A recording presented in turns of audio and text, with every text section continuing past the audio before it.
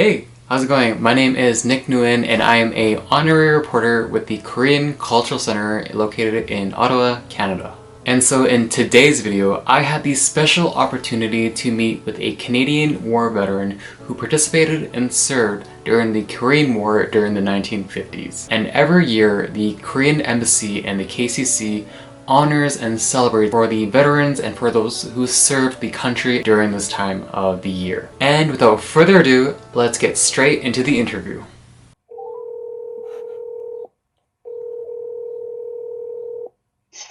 Hello. Hi Ron, good morning, how's it going? I'm good. This is Nick, I'm from the Korean Cultural Center. Hopefully today is still okay to chat with you today. Sure. My name is Nick. I'm an honorary reporter with the Korean Cultural Center. This is a really great opportunity for me to learn more your experience and more about the Korean War from your perspective, because I'm sure that you have a lot of great stories, I'm sure. Before we get into that, could you maybe give a little bit of an introduction to who you are, your name, where you're from? My name is Ronald Bourgon, Bourgon, and I joined the Army in August of 1950, PBCLI, and we trained in Calgary, Alberta. Went from Calgary, Alberta, different places in Alberta to get ready to ship off in November of 1950, just outside of Seattle. We boarded the Joel P. Martinez, which was a Liberty ship converted into a troop-carrying ship, and we left on the 26th of November of 1950, and the following day we left Pearl Harbor and sailed to Yokohama in Japan, where we got one day to visit Tokyo,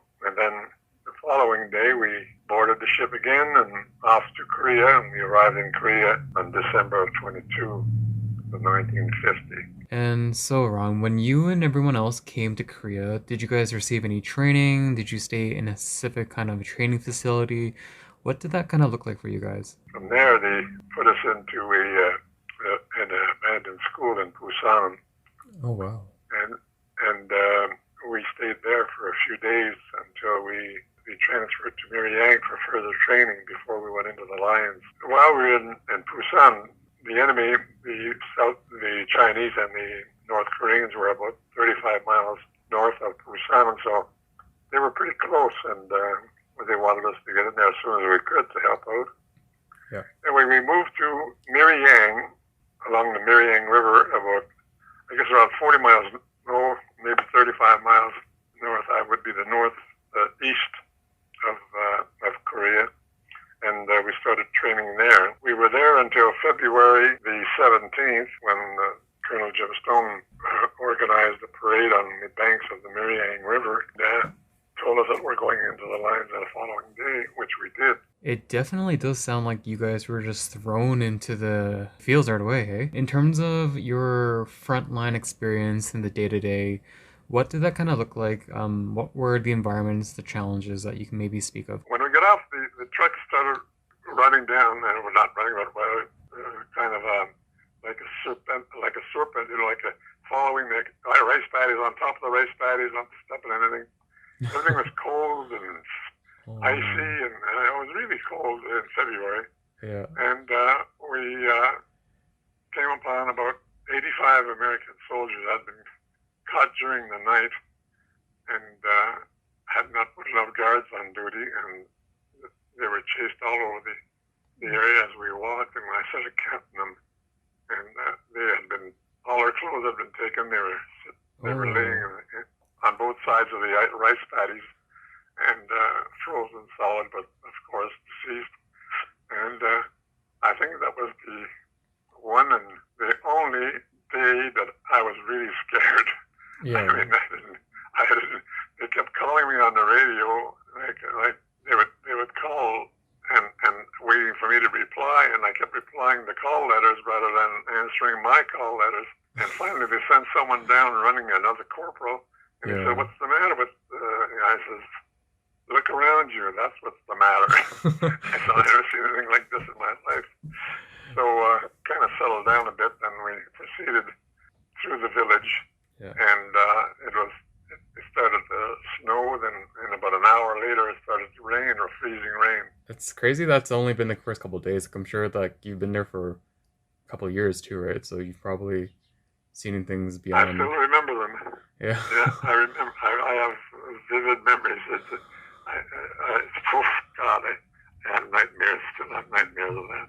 Oh man. But it's something. I eventually gets over. I guess it's not as bad now, but for a few years after it, I saw these pictures were in my mind, and I couldn't get rid of it. Korea has changed in a lot of recent years from where it is today from what I've seen it. How do you remember Korea as a country like during that time of war? When we got up close to Uijeongbu and Seoul the first time, I went in with the officer Brian Monroe. We got a jeep and we were holding a anniversary for the battalion. The anniversary for the battalion, the 17th of March, was like St. Patrick's Day, but for us it's the 17th of March, it's the Patricia Day. I drove into Seoul, and all I could see was buildings completely demolished. Well, of course, the Chinese went through, and the North Koreans. Then the Americans chased them back. And then they came back again and demolished all the bridges except one. There's a 2-level bridge there. They kept that one open.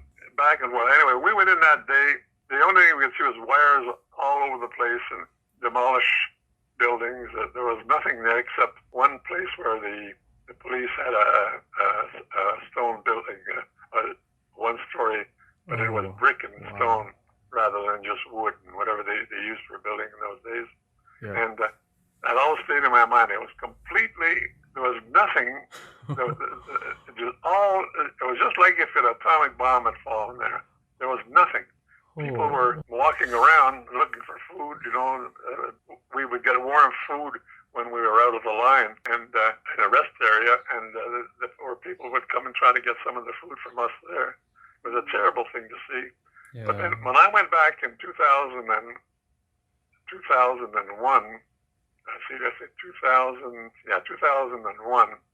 I couldn't believe what I saw. It was a whole new world. I mean, there was 7 or 8 new bridges. There were condos all over the place. There was no old cars on the street. The streets were clean. I mean, it was just like if you're watching The Wizard of Oz, when she drops out of the building and she's into, everything was so beautiful. But that was the difference between 1951 and 2001. Yeah. 50 years. I mean, it's unbelievable how that city of Seoul had developed. 20 million people. I think they're among the 10th, most developed countries in the world now. Mm-hmm. As far as industry, you can't. They've got more cars than who knows where. They build everything: the TVs, cars. Boy, it's amazing. Like Samsung is like homebred there. Like there's products globally, right? So you can only imagine how crazy it is. Unbelievable. Yeah. And I went back again in 2010 for I think it was the 60th anniversary then, and we got it wasn't the same thing. It was cold, it rained, and we were there for a week, and we went to all kinds of parades. But again, they built so much, it's amazing. In 10 years, how it had improved again, and more bridges, and with the whole crossing the Han River, it's a big thing. We had a week then, it rained, we had parades, we went to all the cemeteries, we went to places where some of the major battles were. Of course, Kapyong, that was one of the big celebrations that we went. It's not a phony, it's not a put-on thing. You can see it in their faces when they reach out and want to shake your hand, mm-hmm. which is, I guess, is not a custom for Koreans to shake hands, but a lot of people on bicycles sometimes, a car would pull over the side of the road, and two guys would get out of the car and go and say, kapsamnida. I think was it a thank you or something? Yeah. Oh, Korean. That's awesome. A little bit, Yeah. In terms of like your experience with working with all these different nations, I'm sure it was quite wild. But was there anybody that you remember fondly of, and could you speak about this person and how they might have helped you along the way? How somebody helped us over there? Yeah, is there like one specific person that you have in mind when you think about the Battle of Kapyong, kind of? We were by ourselves on Hill 677, the whole battalion. Right. And we only had about 700 men. That's only about 60% of a normal battalion. We should have had 1,200 men, but we only had about 700. And we were next to the Kapyong River, and that's the main road, the only road that leads into Seoul. And this Colonel, General Peng, the idea was to, first of all, let me get back a bit. We moved into the 38th parallel on the 16th of April, and we were established on that line, the Australians again to the west of us, and the English on the east of us. And then we were relieved by a Korean battalion, or two, I can't remember how many, but the Chinese on the 20th of April hit the Korean battalions, and there must have been 10 Chinamen for every Korean that was there. I mean, they just overran them completely. I mean, these guys, they barely got away with their lives. We were notified on the 22nd that the line had busted. We were in a rest area just outside of Kapyong, and they told us we got to go back into the hills. So the Colonel Stone grabbed all the officers and the NCOs and took them up to Hill 677, which was as far as he was concerned, where they would make their biggest attack. Anyway, we right back into we'd been in the rest area 8 hours and picked up our gear and what little ammunition we had and went back up into the hills with one day's supply of food. And the Australians were to our left, about a mile, maybe a little over a mile, and then on the night of the 22nd and the 23rd, people and Korean soldiers and they were mixed in with some of the enemy, all in long parades with torches coming through the hills. They're marching, trying to get away from 3 or 4 divisions of Chinese that were intent on taking Seoul again and getting the war going again. So it was quite an experience. We get up into the hills. We were completely surrounded on the 23rd. We had to get airplanes to bring us ammunition, water, food. They dropped it. So they flew maybe 250 feet above our position and just pushed out of the parachutes. And we got some ammunition. So that it was quite an episode when you see all these people being chased by the Chinese and trying to get away, all these the civilians, and then the Chinese, the Korean soldiers who had been completely, I mean, I don't know how half of them got away. They didn't capture them or kill them, but they came coming by for 2 days like that, right by our position on the road to Seoul, next to the Kapyong River. So that it was quite an episode. We weren't expecting what happened, but that's the way it had started. We were completely surrounded on the second day, and there was Chinese all around us trying to get up on our hill, the big hill. There was only one way they could really come up, and that would be their day company, which would be to the west side of 677. But that was the Battle of Kapyong. We lost about 40 men, I guess. We lost 28 and another 40 or 50 wounded. But we were very lucky, very lucky. Yeah, after hearing the Chinese lose like 1,500, like just like that, like that's. The Chinese lost 1,000 men at one night. Not one night, the 24th, at least. It was a terrible thing. It was a terrible battle. Yeah. The shells would explode about 150 feet above the ground, and it would, like rain, like steel pieces of metal raining down on them, all over. When we went over after all the firing had stopped, there were little bushes all over the place. There was no big trees, only small bushes. There was nothing on the bushes, hardly any branches where they were cut by the steel from these shells. And the little streams of human blood flowing down the mountain. It was just a terrible thing. Oh, the way you describe it sounds so vivid. I've been like shaking right now hearing that. It was quite an episode. Yeah. But that was Kapyong, and we're proud of that. We stood there and we we stopped them. Yeah. And, I'm kind of curious about like your life and how you've like transitioned to like being a part of the battalion and then like during the war and like after, like how was that whole like transition from like before, during, and after for you? well, I was a student when I joined. I was going to the University of Ottawa. I was my first year at university. I was studying the law. Oh, and nice. when in 1950, when they recruited special forces for Korea, we joined then in August of 1950, a couple of weeks before returning to school to the university. After Cap Young, we were stationed along it was called the Golden Line outside of Seoul, around Ouijiangbu, those places, and then I went to an NCO school in August of 1951, and we were there for 3 weeks for that course, and I graduated. I was top 3 of the class, and they transferred me from A Company, where I was before as a radio operator, and put me into D Company, who had the biggest battle at Cap Young. So many people had been killed or wounded that they needed more men to balance the men there. So they put me as acting sergeant in D Company, and there for about 3 or 4 weeks acting as a sergeant. I was only a corporal and I had a lot to learn, but we were just rebuilding. At the end of October, first week at the end of October, I think it was around the 28th, they put me on a plane to Tokyo, and then from Tokyo to Vancouver, and from Vancouver home. And I got 60 days leave.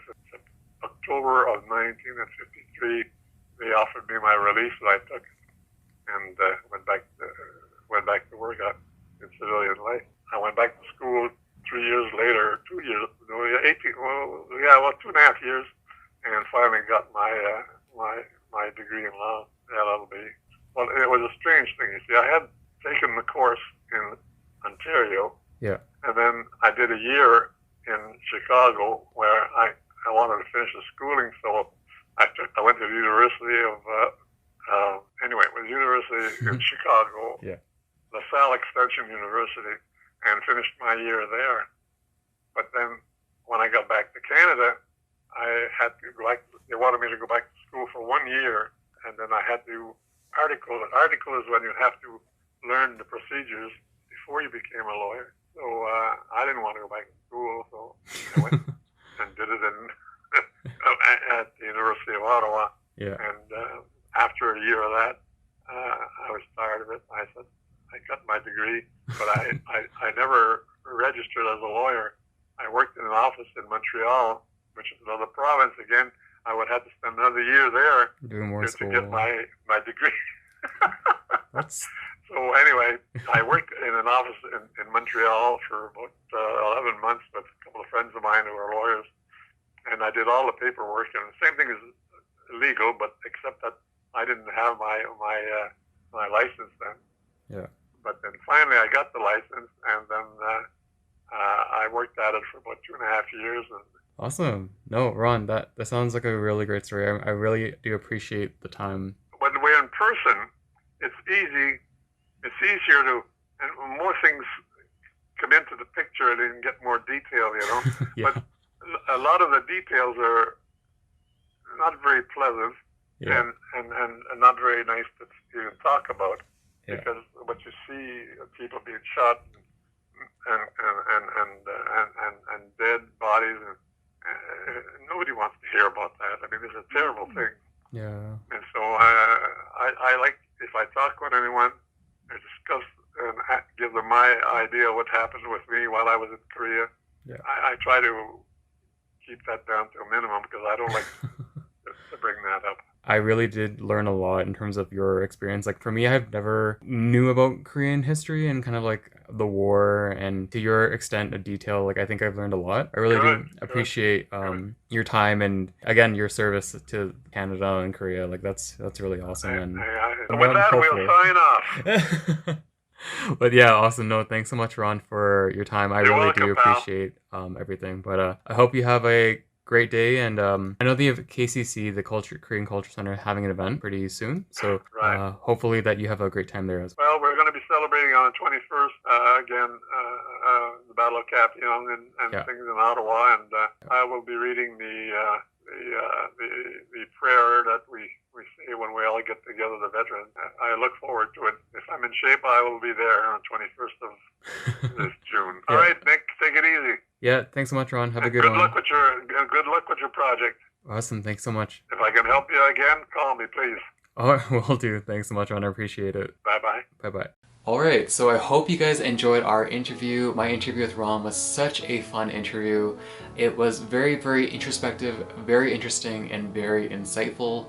Mainly because for me as a person, I'm not the one to really look into history, and a big part of learning about culture is to learn about history, right? And so this was actually one of my first segues into learning about Korean history, what actually went down, what happened, and being able to speak with someone who's on the battlefield real time was such a eye-opening experience. And for me, it really just opened my eyes and really grew my appreciation for those who have served our country, who have served for other countries, and who have continued to do amazing work in the field today. And so if you guys were just like me, who didn't have that much exposure into the Korean War, what happened, all that stuff, I would really, really encourage for you guys to learn more about it, and also just to come together with so many other people online, I'm sure, to commemorate and remember those who have served and sacrificed and helped Korea during the Korean War in the 1950s on June 25th. This chat and this experience learning more about the Korean War was super interesting for me because,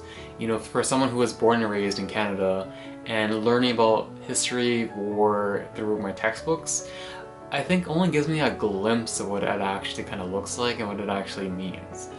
And so for me to chat with Ron, I really, really want to give a big thank you to him and to really just show my greatest appreciation for Ron and for other soldiers who served their time for Korea during this time of war. But with that said, I really want to give a big, big shout out to the Korean Embassy as well as the Korean Cultural Center for giving me this opportunity to have a chat with Ron, very, very candid, to learn more about his experience, his war experience, his life before and after the war, and to just interact with him because he was such a funny guy.